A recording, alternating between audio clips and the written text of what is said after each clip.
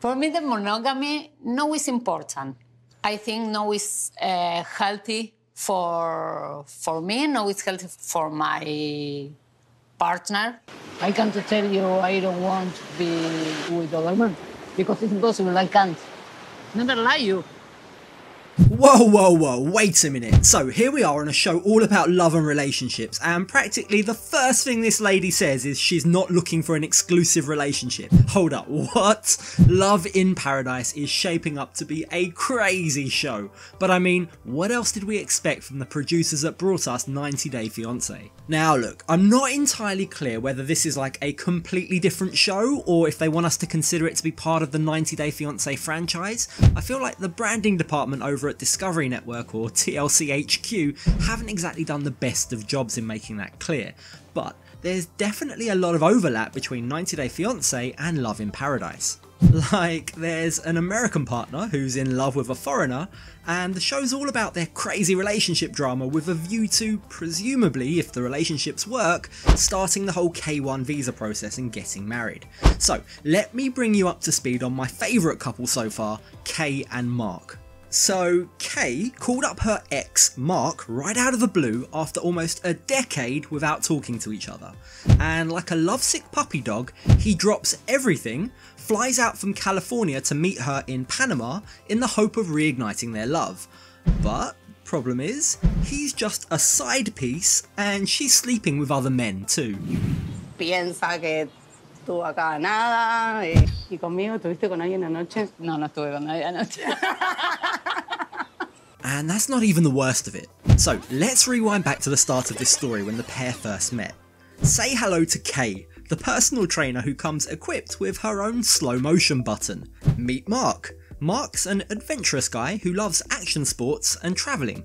These two met on the island of Boca del Toro, Panama, 9 years ago. Back then, Kay couldn't speak English and Mark knew no Spanish, but heck, the language of love is universal, and for anything else, there's Google Translate, right? Their romance started off as a 2-week holiday fling, but when Kay returned back to her home in Argentina, the two kept in touch, and for the next 5 months they ended up doing the whole long distance relationship thing. I'm not entirely sure how they communicated, but hey, it worked for them. But then, completely out of the blue, Mark gets this call from Kay. She tells him she's a drug addict and she's been battling a ketamine addiction for years. Okay, so I guess not so good news then. This was completely out of the blue for Mark, but he knew one thing: he had to get to Argentina right away to look after her.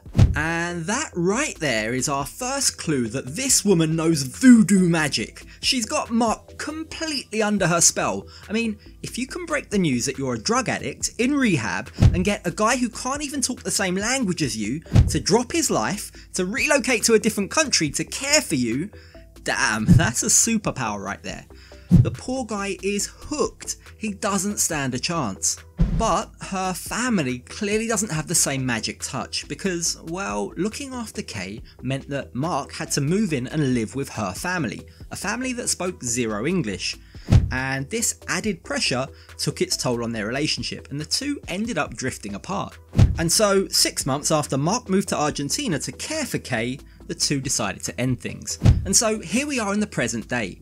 Kay, who's now completely recovered from her addiction, has relocated from Argentina back to Boca del Toro in Panama, where she and Mark first met. And after a whopping 9 years without speaking, Kay dusts off her magic wand, sprinkles some of that voodoo dust, sends Mark a message, and hey presto, Mark's hooked again. I mean, if an ex sent you an "it's not the same without you" video, completely out of the blue, after 9 years, wouldn't you tell them to go seek mental help? Not our boy Mark. Oh no, Mark's a man on a mission. He's not interested in holiday romance. He's certainly not interested in taking things slow. He heads over to Boca with the intention of asking Kay to return to America with him. Mark, my dude, what are you doing? The good news is, in the time apart, Kay has learned English, so there's that at least. This time around, maybe they can hold a conversation, because Mark's Spanish is still pretty poor. ¿Cómo te llamas? What did I do? But although her English has improved, We've still got lots of communication issues here. Let's go over a few of them. Okay, so for a start, Kay has no intention of moving to America, cause she ain't no fan of the gringos. I have a lot of boyfriends, but I never in my life thought about me with a gringo. No, impossible, impossible. I never think about living in United States. I don't think nothing special about the America. Maybe the best peanut butter, nothing else. Mark is absolutely adamant that Kay should be moving to California with him, but she's got no intention of leaving Boca. And he might think he's subtly planting those seeds and doing some mental manipulation by buying her gifts like this, a towel with the flag of California, but he forgets he's dealing with a level 10 voodoo master. This stuff doesn't work on Kay. I mean, look how well this girl can reject things. California? Yeah. Más fácil. Okay, enjoy it. That's the face of someone who knows he's out of his depth right there. Eh?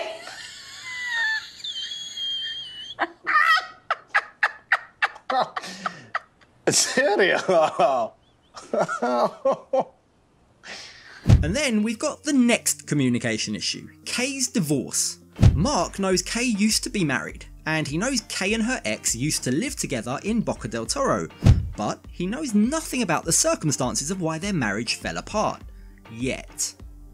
Tell me more about your divorce. Why? Now, let's just think about this. I wonder if we might be able to work it out. The woman who doesn't want to be in a relationship with just one man, whatever could have happened to her marriage for it to end?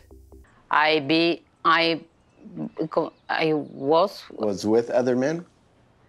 yeah.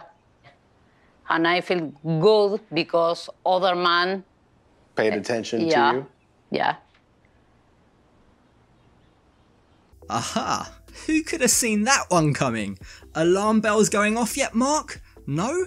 Okay, so let's just tackle the 10-ton elephant in the room. The fact that Kay is sleeping with other men, and Mark knows it. Look, I'm not here to judge. If that works for them, fine. But yeah, Kay seems a lot more into it than Mark is. And you don't want I be with other people. If you are with me? No. It's, I just don't think about it. So if I sit there and dwell on, if Kay's sleeping with somebody else, I'm like, that will, me up. And I don't want to think about that stuff. Let me ask you this. Does that look like the face of someone who's ready to be faithful? Sorry, Mark, monogamy just isn't for this woman. And heck, you can't even be angry with her. She's open about it. She's not exactly hiding it from anyone. I can't tell you I don't want to be with other men because it's impossible. I can't. Never lie you. From what we can see, Mark and Kay's relationship looks like it's super passionate. I mean, these two can't keep their hands off each other.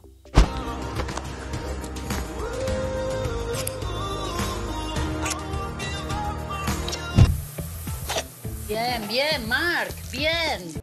Sex with Mark yesterday was perfect.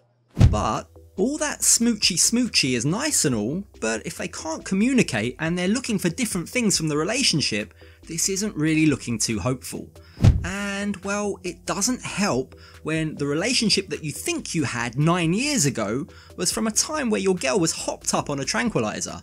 In other words, she was so drugged up that it wasn't the real her. By her own admission, Kay admits that she was a totally different person back then, the first time they were together. The person that Mark knew and loved was in fact not that person at all. I think I was more sweetie before the drugs. Hace 10 años fui una adicta, pero Mark me conoció, yo me drogaba. And then we've got the whole attention thing. We're also getting lots of clues that Kay needs a lot of attention. She craves it. She blames the breakdown of her marriage on the fact that her ex apparently didn't pay her enough attention. He didn't pay attention to you? Nothing. And really, I needed and I wanted more attention. I was, with other men? yeah. And I feel good because other man paid attention yeah. to you? And what she seems to like most about Mark is that he does pay her attention. You know I pay attention to you. I like it. I like it. And look, paying attention is all well and good when he's there right next to her, but I don't think this bodes too well for a committed long-term relationship. The second he's back in California, you get the impression she'll be off seeking attention from other men. I can't help but feel that this is all going to end up very badly. But hey, love conquers all, isn't that what they say? ¿Lo amas?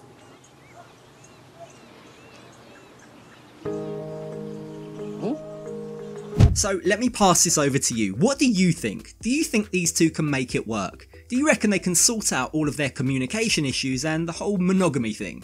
Or is it shaping up to leave Mark heartbroken? Let me know your thoughts in the comments down below.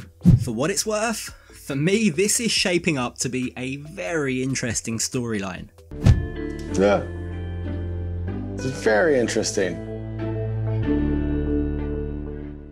If you enjoyed this video, it's a little bit different to my usual ones, but if you want to see more videos like this with updates on the most recent episode that gets released, hit that like button to let me know you enjoyed it. And hey, do me a favour, I'm super curious. Are you watching Love in Paradise yet? What do you think of it so far? Who's your favourite couple? Let me know in the comments down below. Thank you for watching, catch you on the next video.